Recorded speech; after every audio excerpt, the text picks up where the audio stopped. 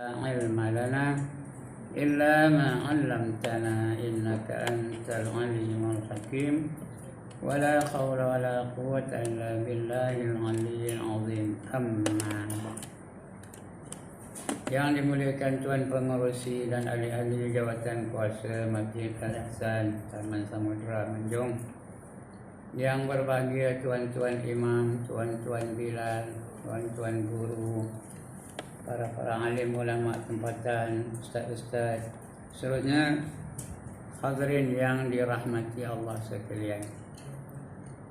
Alhamdulillah, setinggi-tinggi kesyukuran kita panjatkan kehadirat Allah Subhanahu wa taala. Kerana kita telah pun merayakan Aidil Adha tak berapa lama dahulu. Dan dalam perayaan itu kita telah, di antara kita ada yang telah berkorban, mengadakan ibadah korban. Mudah-mudahan pengorbanan kita itu diterima oleh Allah Ta'ala dan dapat kita ganjaran-ganjaran yang dijanjikan bagi mereka-mereka yang mahu berkorban. Korban ini yang pertama ialah daripada anak Nabi Adam. Itu korban yang pertama. Allah gambarkan Al-Quran, watlu alaihim naba abnai Adam bil haqq id qarraba qurbanan fatuqabbala min ahadihima wa lam yutaqabbal min al-akhar qala la aqtulannaka qala innama yataqabbalu Allahu minal muttaqin. Kata Allah, ceritakanlah kepada mereka wahai Muhammad tentang kedua anak Nabi Adam. Kedua anak Adam itu, mereka kedua-dua mereka diperintahkan oleh Allah untuk melakukan korban. Allah terima pengorbanan seorang dari mereka dan menolak seorang lagi yang lain. Lalu seorang yang kena tolak itu berkata, nanti aku akan bunuh kamu.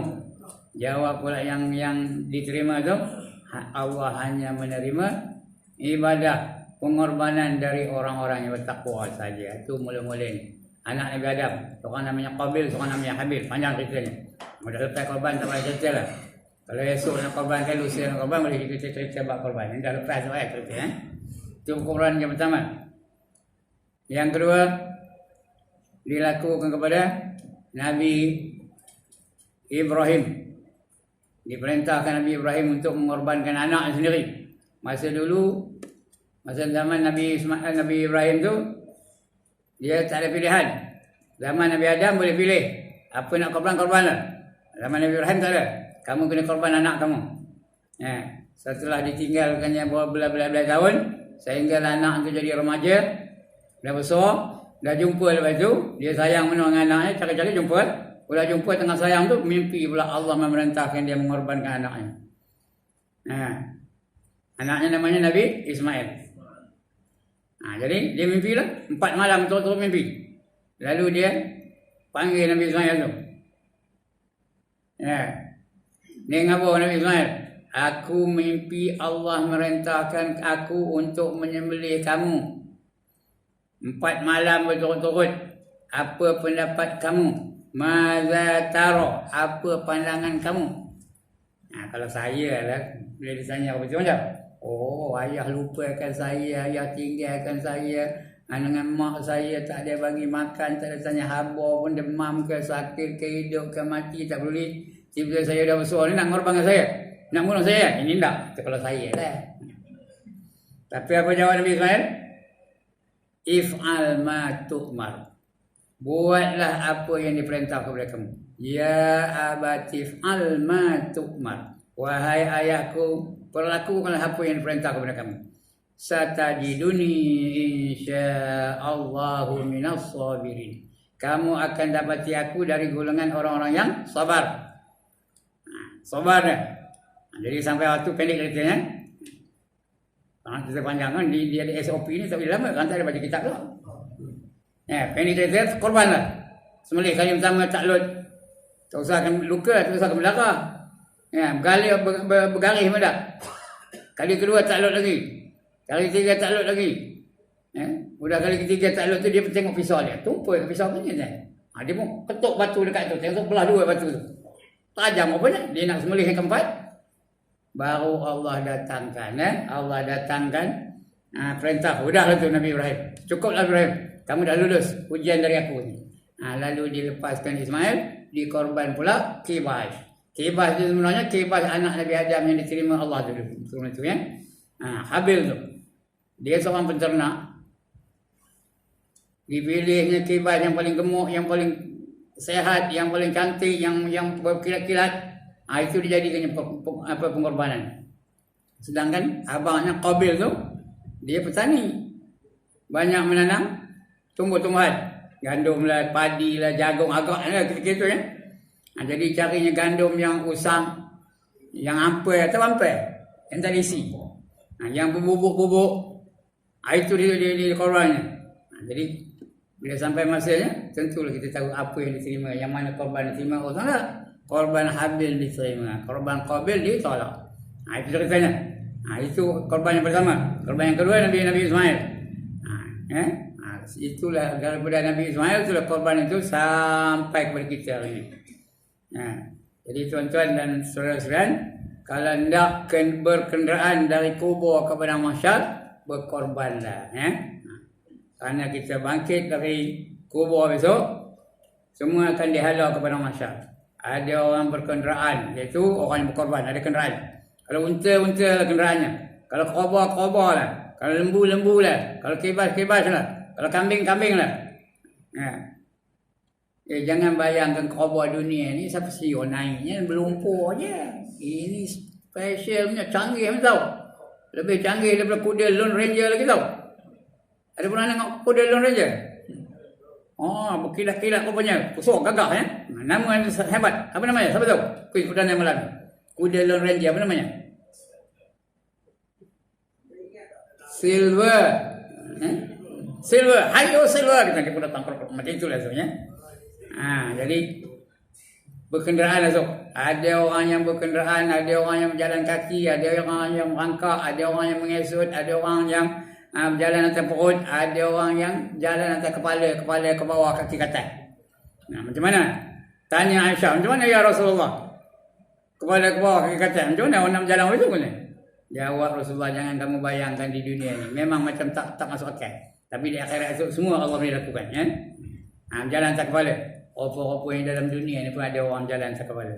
Ada tak? Ada orang kepala ke bawah, kaki ke atas dalam dunia ni? Ada. Dia ada yang satu jenis tarian. Kepalanya ke bawah, kaki ke atas. Apa nama tariannya? Dah ramai yang hafal buat break dance. Begitulah. Jadi ada peluang, mari kita sama-sama melakukan ibadah korban. Jangan kedekut, jangan bakhil, jangan tangkai jering, jangan tak hidung masih. Biar tidak tahu tentang apa. Itu tanda ketakwaan kita.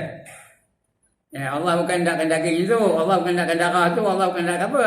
Allah hendakkan hati kita ni bertakwa kepada. Perintah ikut kepada perintah Allah ataupun saja mengabaikan perintah Allah. Okey, sudah tu. Muka surat 260. Okey, 60 pun muka surat 260. Kita masih membicarakan hakikat iman.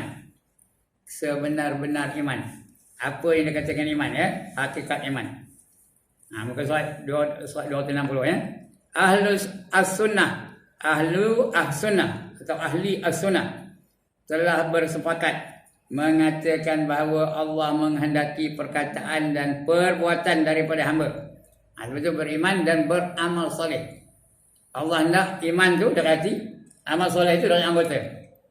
Hendakkan sempurna iman tu kena beriman betul-betul, yakin betul dengan rukun iman yang 6 tu.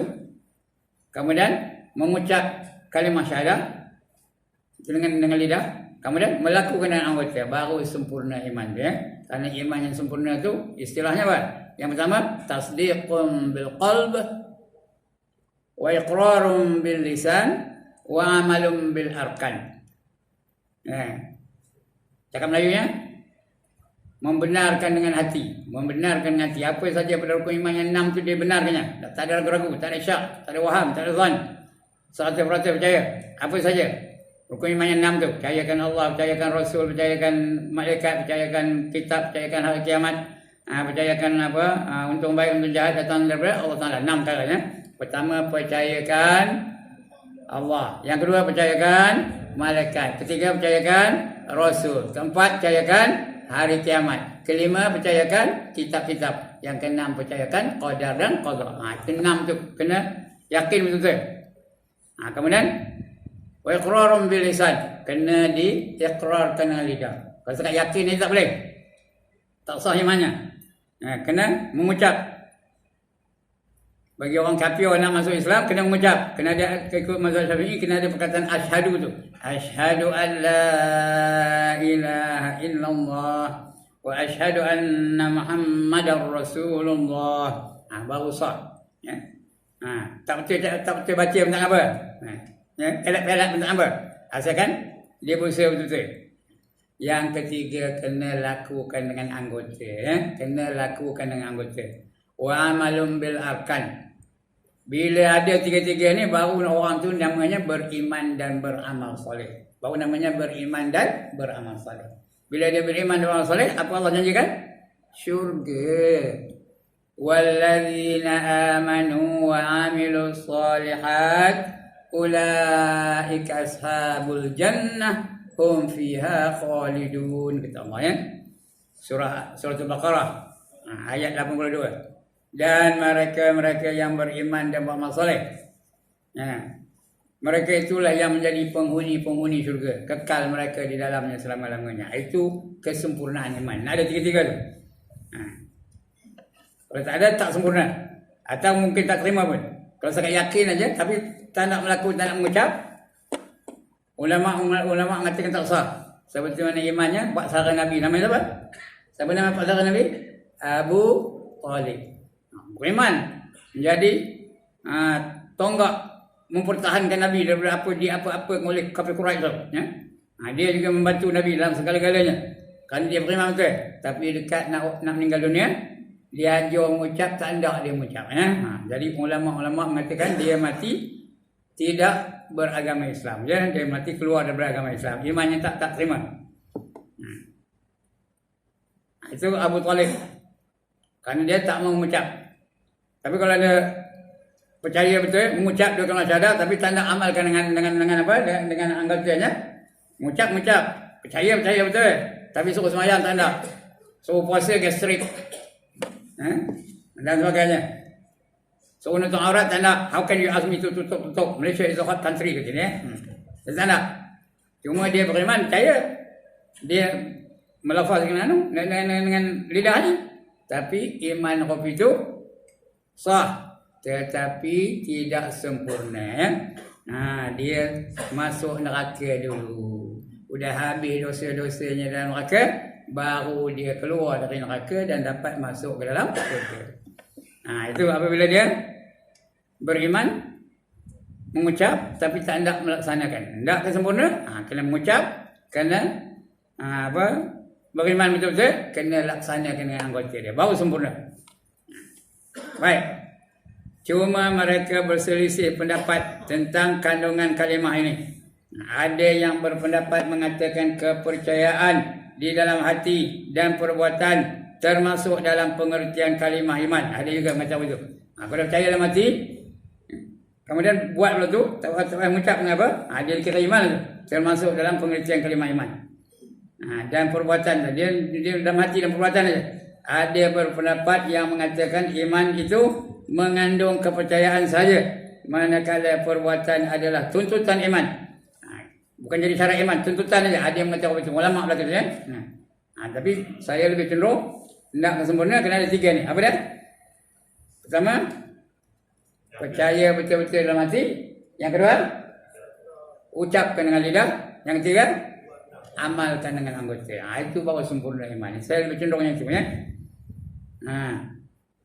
Ada pendapat yang mengatakan iman itu mengandungi kepercayaan saja, manakala perbuatan adalah tuntutan imannya, bukan syarat iman, ya. Dan natijah itu hasil, natijah yang lahir daripada iman. Lahir daripada dia buat. Kalau dia betul-betul beriman, dia buat apa yang disyariatkan oleh Allah Taala. Kalau betul kamu beriman, sembahyang. Kalau betul kamu beriman, kamu puasa Ramadan. Kalau betul kamu beriman, kamu tutup aurat. Kalau betul kamu beriman, kamu berjuang jalan Allah. Itu apa namanya? Hasil, natijah daripada dia beriman itu. Ada yang macam apa itu. Tapi dia bukan jadi syarat. Kalau dia tak buat pun, imannya masih sah. Tapi kalau dia tak laksanakan, dia berdosa lah. Dia berdosa dan akhirnya dia akan dapat masuk syurga juga. Tak ngapa dia. Siapa kata? Tak ngapa? Nak jangan. Tak ngapa lah masuk neraka kejap dan lepas tu masuk syurga. Sebenarnya kan? Saya nak kat gambar mana kopor orang dah. Ya. Tapi iman sah. Akhirnya dapat juga masuk syurga. Ada ulama kata kau begitu. Itu. Kemudian yang keempat. Yang ketiga dah kita baca dulu ni ya. Dah kita baca nombor 3 ni. Ini yang keempat pula. Apa dah? Mereka berpendapat mengatakan seseorang hamba yang mempercayai di dalam hatinya dan melafazkan dengan lidahnya tetapi tidak mahu beramal dengan anggota, maka ia telah menderhakai Allah dan Rasulnya dan layak baginya menerima siksa yang dijanjikan oleh Allah dan Rasulnya. Dia beriman, mengucap, tapi semayang tak siap. Orang itu dipanggil orang fajir, orang asi, orang fasik, orang derhaka. Jadi itu. Iman sah, layak masuk syurga. Tapi kerana dosa-dosa yang dilakukannya, kerana meninggalkan apa yang diperintahkan oleh Allah Ta'ala, dia masuk neraka dulu. Dia mana yang diperintahkan Allah tak nak buat. Mana yang dilarang Allah itu buatnya. Dan hidup di berzina lah. Tahu tak apa seksa orang berzina? Kalau dia beriman, orang kafir tak ada lah. Orang kafir dia seksa selama-lama dalam neraka. Ini untuk orang-orang beriman tapi berzina. Mula-mula dibesarkan kemaluannya tu sebesar dunia ni. Tak benar? Tak benar? Besar dunia ni. Bukan besar batang nyawa. Besar dunia ni tahu. Itu bagi orang lelaki. Bagi orang perempuan, faras tu. Dia besarkan besar dunia ni tahu. Kemudian didatangkan ini cerita kitab ni bukan orang lembut tahu. Baca kitab nama yang Syarul Salikin. Saya yakin ada orang ajar Syarul Salikin. Bak neraka. Didatangkan 70,000 orang malaikat membawa cemeti dari neraka. Agaknya apa warna cemeti tu? Apa warnanya? Dari neraka apa warnanya? Merah lah, menyala merahnya. Lepas tu berdirilah mereka mengelilingi kemaluan itu. Salah seorang daripadanya berbilang 1, agak tak ada 1 tengah Arab lah ya. 1, 2, 3, pong. Sampai pong. Pong tu bang. Ngempuk. Tang mana ngempuknya? Tang mana ngempuknya? Tang kemaluan tu lah hancur. Lepas tu bilang lagi. Siji, loro, telu, pong. Hancur. Hidup balik. Lepas tu bilang lagi. 1, 2, 3, pong. Hancur. Hidup balik. Siapa lalu nak orang yang ketangan? Lepas tu bilang lagi. Wahid, isnani, salat. Pong. Hancur. Hidup balik. Lepas tu bilang lagi. Siji, loro, telu, pong. Hancur. Lepas tu bilang lagi apa? Warna lagi. Tak tahu. Warna lagi. Renda, muna, pong. Hancur. Ada lagi apa? Apa lagi apa? Bilang lagi apa? Yad. Pandai apa ni? Yad, yi, sam, pong. Hancur. Itu kalau orang berzina. Tahu? Yang tak semayang. Satu waktu tinggal semayang, masuk neraka 60 tahun. Satu waktu tak semayang, dia masuk neraka 60 tahun, tuan-tuan. 60 tahun dunia ke akhirat. Dunia ke akhirat. Akhirat. Satu hari di akhirat bersamaan dengan 1000 tahun dunia. Yaumin kana miqdaruh alfasanatin mimma ta'udun. Setiap minggu baca dia apa kata Imam. Pagi tadi baca dia Pada hari yang mengikut kekiraan kamu, iaitu satu hari bersamaan dengan 1000 tahun dunia. Jadi kalau 60 tahun berapa? 60 tahun masuk neraka berapa? 60 kali 1000 kali 365. Mana datang ke 1000 tu? Satu hari 1000 tahun. 365 mana datang? Setahun. 365 hari. Jadi kira lah 60 kali 1000, 60,000. 60,000 kali 365 tahun. Berapa? Berapa? Ini cikgu matematik dulu tak? Berapa? Tak apalah, saya tak buat. Kerana saya seorang aja yang tahu. Saya seorang aja yang pandai. Kenapa pandai? Kenapa pandai? Sudah kira siap ke rumah. 21.900.000 tahun. Siapa lalu Nuh? Itu satu waktu tu 21,900,000 tahun. Dekat-dekat 22 juta tahun. Itu dah kalau tinggal semayang. Dan banyak lagi lah. Orang curi, orang tak keluarkan zakat dan sebagainya. Macam-macam siksanya. Dia dikira sebagai orang asli. Tapi oleh kerana dia beriman, sudah habis siksa, sudah habis dosanya tu, dibakar dalam api neraka, dia keluar dari neraka dan dapatlah syurga. Itulah. Jadi maknanya dia kena menerima siksa. Itu yang keempat ya. Dan layak baginya menerima siksa yang dijanjikan oleh Allah dan Rasulnya. Yang kelima, mereka bersepakat juga mengatakan Muslim yang melakukan dosa besar tidak menjadi kafir. Ini ulama-ulama yang mengatakan kafir ni, golongan Mu'tazilah.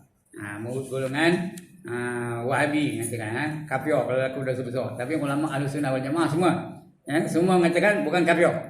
Dia masuk neraka dulu. Tapi bukan kafir bukan jadi batal imannya dah. Selagi dia beriman dengan Allah, walaupun ada sebesar biji sawi iman itu, diterima Allah Taala Jadi sepakat tu.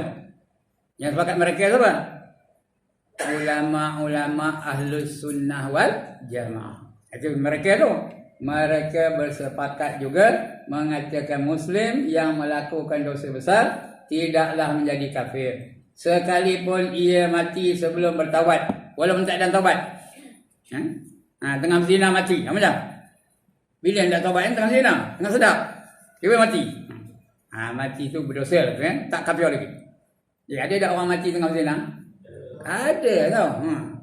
Ada di kampung sekali tu. Dulu, lama dah cerita ni, berpuluh-puluh tahun dah tau. Dia tengah berzina dengan pelacur. Tiba-tiba menjerit pelacur tu. Kau punya mati atas tu. Orang Melayu tu tau. Itu di kampung. Bukan di Manjau ni, di kampung.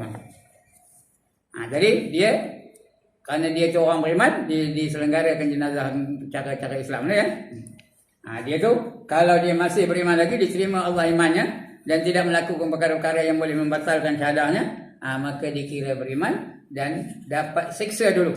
Sudah habis siksanya baru dapat masuk ke dalam syurga. Tidaklah menjadi kafir sekalipun ia mati sebelum bertaubat. Sebab itu disuruh kita taubat. Jangan tangguh-tangguh taubat. Taubat tu salah satu daripada 6 perkara yang wajib disegerakan. Taubatlah. Allah perintahkan, tubu ilallahi taubatan nasuha. Asa rabbukum an yukaffira ankum sayyiatikum wa yudkhilakum jannatin tajri min tahtiha al-anhar. Wahai orang-orang yang beriman, taubatlah kamu kepada Allah dengan sebenar-benar taubat. Mudah-mudahan Tuhan kamu akan memaafkan segala kesalahan kamu dan memasukkan kamu ke dalam syurga yang mengalir di bawahnya beberapa sungai. Itu untuk orang taubat. Cerita taubat ni panjang ceritanya. Tuan-tuan nak tahu cerita taubat, baca satu kitab namanya Tanbihul Ghafilin. Adalah ustaz ngajar tu. Tanbihul Ghafilin. Cara buat taubat. Macam-macam. Ada seorang tu sampai 99 orang dibunuhnya. 99 orang dibunuhnya. Lepas tu apa? Lepas tu dia nyesal. Dia tanya kepada ustaz. Dia pun jumpa dengan Ustaz Ibrahim. Kenal Ustaz Ibrahim? Jumpa Ustaz Ibrahim. Ustaz Ibrahim, saya ni dah banyak benda dosa. Banyak benda dosa. Agak-agak kalau saya taubat terima di Tuhan kan? Apa dosa kamu? Kata dia Ustaz Ibrahim tau. Dia nanya apa dosa? Dia berkata, aku dah buat ini. Ngiling kepala Ustaz Ibrahim tau. Kalau apa itu entahlah, takkan terima di Tuhan. Banyak benda dosa kamu. Udah 99 orang kamu bunuh. Takkan terima di Tuhan. Cari buat taubat tak ada tu tau. Jawab dia, pendosa tadi, kalau waktu itu Ustaz Ibrahim dah jadi orang yang ke-100. Dia pun keluar ke pedang, cok, putus kepala Ustaz Ibrahim. Mati Ustaz Ibrahim. Lepas itu tak lama, lepas itu dah nyesal balik. Udah nyesal balik. Nak minta taubat lagi. Pergi pula dengan Ustaz lain. Jumpa dengan Ustaz Zaki, kenal?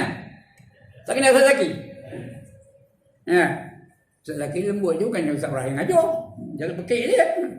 Dia lembut je. Dia pun tanya Ustaz Zaki.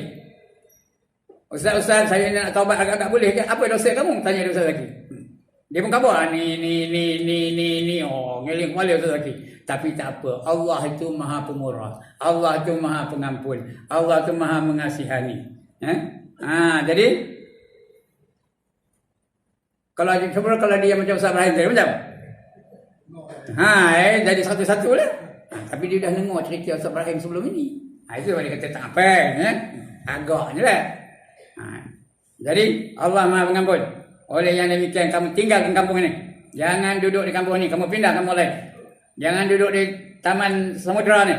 Pergi pindah ke Taman Datuk Haji Kamarudin. Agak aneh ya. Dia pun pindah. Jalan. Tengah jalan langgar lori. Mati. Bila mati berebut antara dua malaikat. Satu malaikat Zabaniyah. Satu lagi malaikat rahmat. Mana tak? Nak malaikat Zabaniyah ke malaikat rahmat? Nak malaikat rahmat lah. Zabaniyah tu malaikat yang menyeksa. Rahmat. Memberi rahmat. Jadi berebut ini aku punya kata malaikat rahmat. Dia dah taubat dah. Dia dah balik, dah keluar dari rumahnya, dah taubat. Kata Zabaniyah, mana ada? Belum sampai lagi. Tempat yang dituju belum sampai lagi. Bertengkar. Aku punya. Allah utuskan seorang malaikat lain untuk menjadi hakim. Satu malaikat lain tu khabar, kamu sukat. Tempat dia mati tu, mana lebih dekat? Dekat ke Taman Samudera ke dekat ke Taman Datuk Kamarudin? Mana dekat?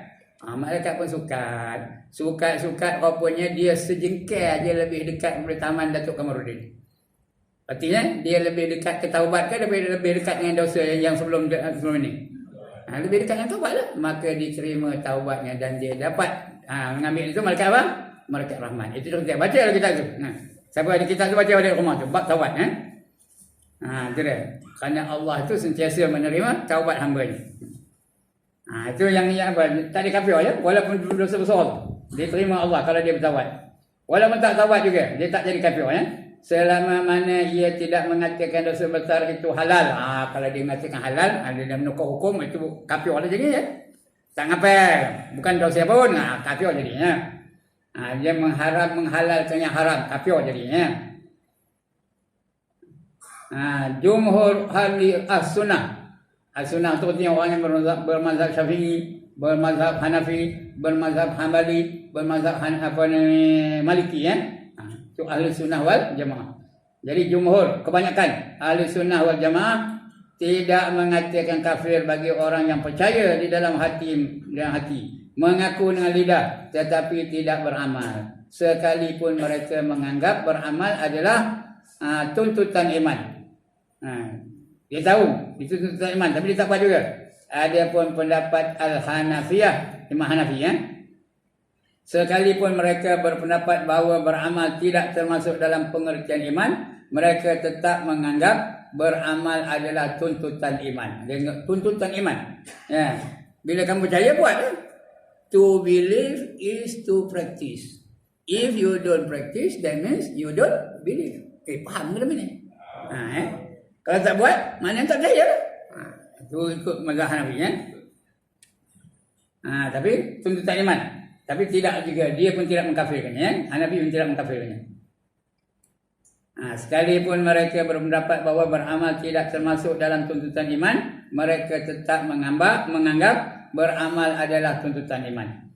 Oleh yang demikian mereka semua telah bersepakat mengatakan tidak menjadi kafir orang yang tidak beramal. Bukan kafir, berdosa.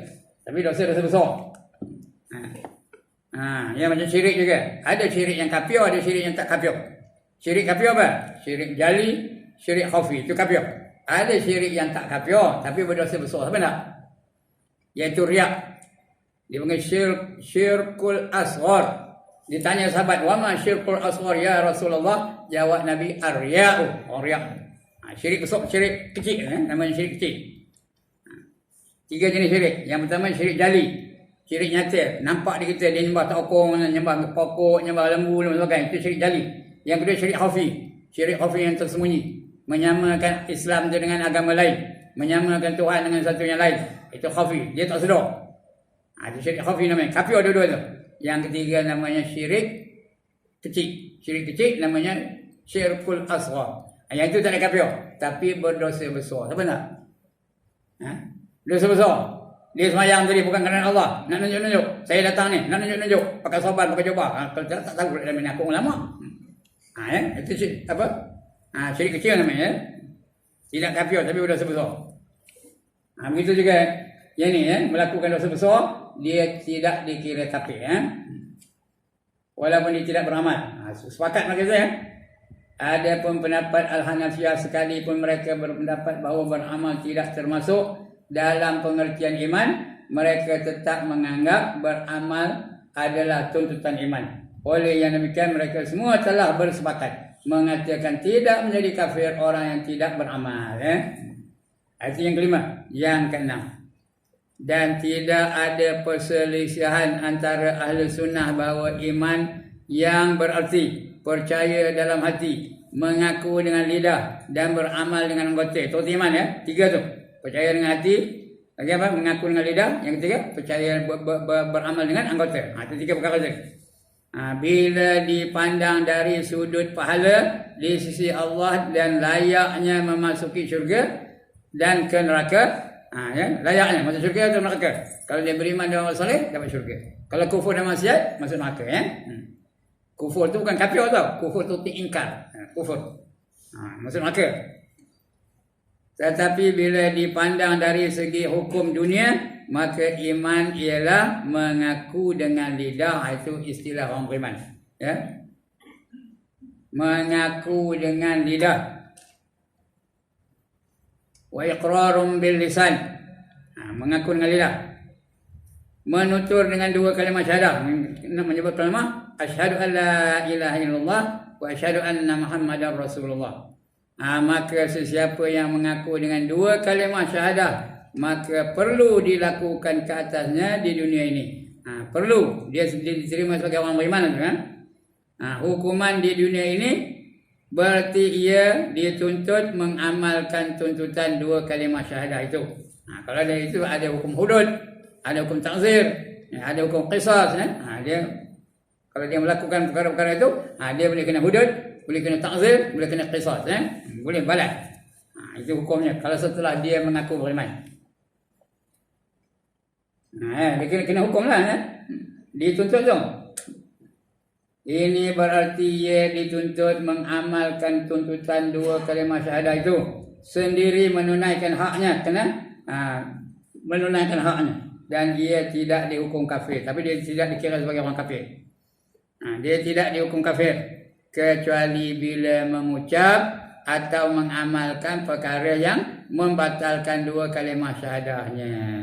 Kalau dia mengatakan Kristian itu lebih baik daripada Islam, kafir namanya. Kalau dia mengatakan Buddha itu lebih baik daripada Islam, kafir itu.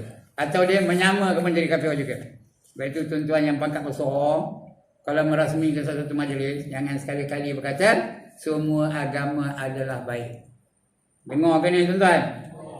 Semua agama adalah baik. Itu syirik tu. Menyamakan Islam dengan Christianity, menyamakan Islam dengan Buddhism, menyamakan Islam dengan Hinduism, menyamakan Islam dengan apa sahaja yang lain kan? Syirik tu. Syirik khafi namanya. Jangan sekali-kali orang itu. Saya pernah dengar ni. Masa itu saya cikgu lagi. Ini memang cikgu juga. Pernah dengar ni. Ada seseorang merasmikan saya hadir dalam kursus dakwah tu. Dia merasmikannya, ada seseorang. Itu dia kata semua agama adalah baik. Jangan kita sekali-kali tidak berada dalam apa-apa agama pun. Semua agama baik. Sudah serupa je Islam dengan Kristian, serupa Islam dengan Hindu, serupa Islam dengan Buddha. Nak negur dia, macam mana nak negur dia? Orang besar, bukan makan sama dengan saya. Saya peserta, dia perasmi. Macam mana gaya? Mujurlah dalam kursus tu ada acara bengkel. Tahu bengkel? Pada bengkel tu boleh komen kan? Ada bengkel membicarakan perkara-perkara yang dikatakan oleh perasmi ke siapa-siapa yang mengajar, yang memberi kursus tu. Dalam bengkel tu saya tulis perkataan perasmi tadi ini adalah perkara yang syirik, tulis itu. Sampai ke tak sampai wallahu alam, tak tahu saya.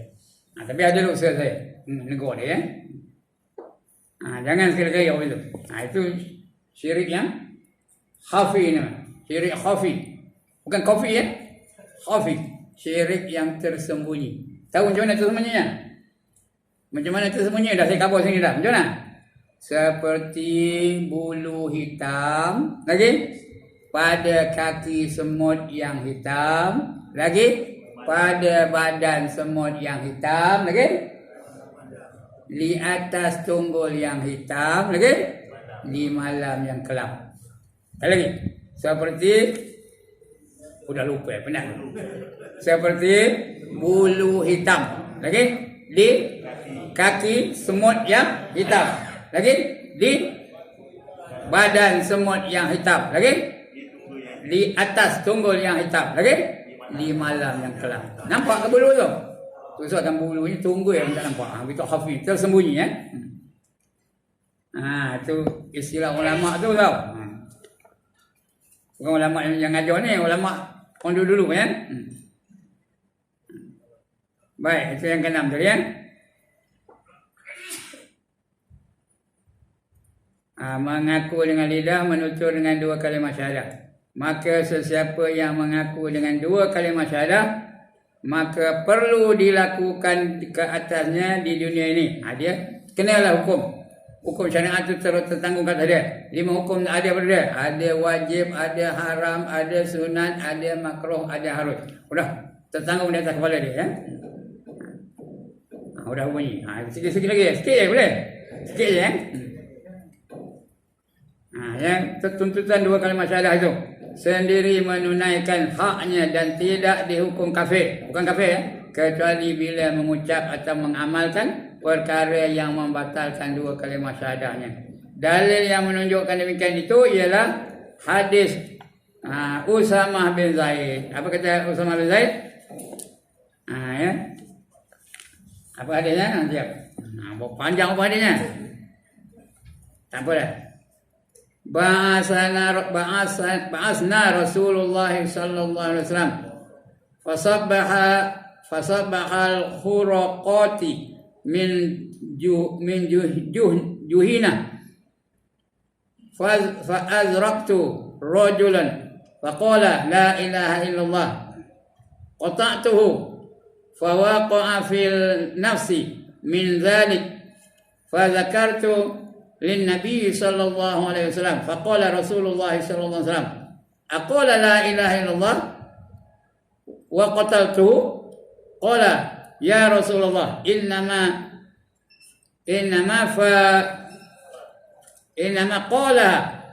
قالها خوفا من الصلاح قال أفلا شققت عن قلبه حتى تعلم عقلها أم لا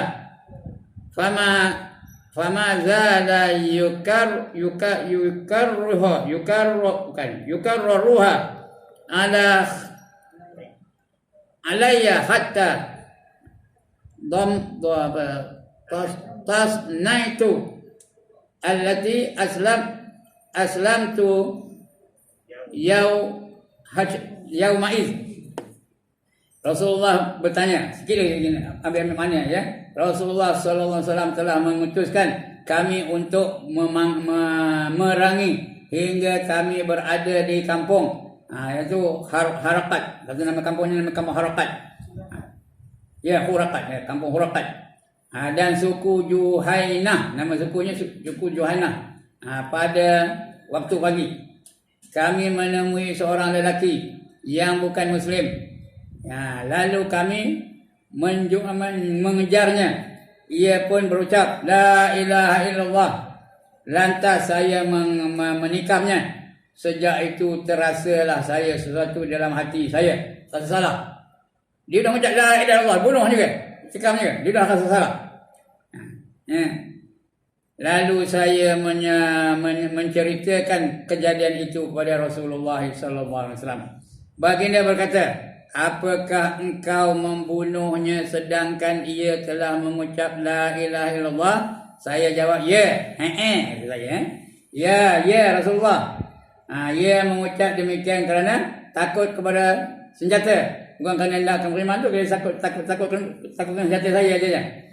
Baginda berkata, apakah engkau telah mengorek hatinya? Kamu dah nampak hati, kau korek hati tu, nampak dia betul-betul kerana Allah, kerana takutkan senjata. Kamu tahu apa dalam hati dia? Contohnya, apakah engkau telah mengorek hatinya hingga engkau mengetahui ia mengucap benar atau dusta? Baginda mengulangi ucapan itu kepada saya hingga saya merasai diri saya belum menjadi Muslim sebelum peristiwa itu. Masih saya belum sempurna Muslim saya. Kerana saya dah bunuh dia. Walaupun saya tak tahu dia betul-betul kerana nak ucap la ilaha illallah dalam hati dia atau kerana apa? Kerana takutkan jatuh. Itu dia. Jadi dari itu Rasulullah bagi pengajaran kepada dia. Kamu dah kamu toreh dadanya ke? Dah kamu buka dadanya. Nampak kamu apa dalam hati dia? Dia kata bersalah gitu ya. Ucapan baginda afala syaqaqtu an qalbi. Iaitu apa? Maksudnya apakah engkau telah mengorek hatinya? Menunjukkan bahawa kita dituntut menghukum manusia dengan perbuatan zahirnya saja, perbuatan zahirnya dan dengan ucapan lidahnya. Adapun dalam hatinya kita tidak kuasa mengetahuinya. Dalam hati kita tak tahu. Bila mengucap itu katanya terima lah tu. Katanya dia ada hak lah menerima apa saja yang patut diterima oleh orang-orang yang beriman hartanya terpelihara, nyawanya terpelihara, keluarganya terpelihara setelah dia mengucap kalimah la ilaha illallah. Tujuan dia kita tak tahu. Serah kepada Allah Subhanahu Wa Taala. Sama ada dia betul-betul kerana nak kahwin ke, mengucap kerana nak kahwin ke, mengucap kerana nak minta sedekah ke, mengucap kerana nak dapat kerja ke, mengucap kerana nak kerakyatan ke. Itu kita tak tahu. Itu bukan kerja kita. Itu kerja Allah Subhanahu Wa Taala. Allah saja yang tahu, kan? Bila dia mengucap tu, zahirnya di Islam itu. Layaklah menerima apa-apa yang patut diterima oleh orang-orang yang mengaku sebagai seorang Islam. Baik, akan datang kita baca iman boleh bertambah dan berkurangan. Iman tu boleh bertambah dan boleh berkurangan. Yazid wa yanqus. Kita baca insya-Allah ya. Sekian dulu tuan-tuan dan puan-puan. And still there will be no question and answers tonight. Kalau nak bertanya, wait until the coronavirus is over ya. Habis. Sampai 0000 lah ada apa? Baru boleh bertanya. Boleh sampai berapa belas tak apa insya-Allah ya. Okey, sekian dulu. Aqulu qawli hadza wa astaghfirullahal azim li wa